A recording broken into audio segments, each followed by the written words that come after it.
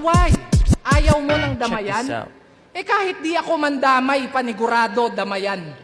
Yung impact, dama pa yan. Na di lang to checkmate, dama pa yan. Ang kalalabasan, magdadrama yan at magdadamayan sa madadama niyan. Kung magdadahilan, eh di dadagdagan ko ba't dadalasan? Putang ina! Sorry na pahaba, nadadala lang. Kasi ako, matatakot dyan, eh kahit putang ina naman! Sino ba hindi matatakot dyan? Mukha kang straight duty kawatan! Pero tama na nga yan. Sa kabila ng mga biro ko at pagpapatawa, biglang naisip ko na, bakit pa? Kung ang pinakamasakit kong insultong pwedeng sabihin sa'yo, si-sharenan ka. Ngayon tatanungin kita, kung mas ikatutuwa mo ba kung di ako magpapatawa? Game! Alam nyo yung giraffe, mga bes? Yung mahaba yung leeg, tapos matatangkad, yung nakikita sa safari forest.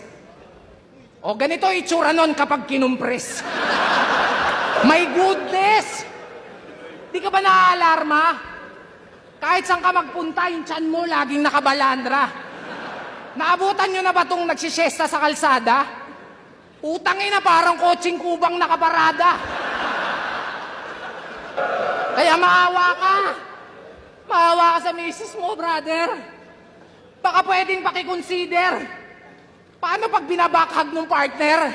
Parang magpapalit ng galon sa water dispenser. At ang nakakabader, yung my day, panay jogging pa yan. Imagine nyo na lang, pag nagja-jogging to nung walang damit, parang Titan na pinakawalan. Pero in fairness ha, blooming ka, feeling ko babae yan. Yan ang napapala pag fame whore. Kakahiling mo ng tala, binagsakan ka tuloy ng meteor. Kaya next time, tol, be careful what you wish for. Okay.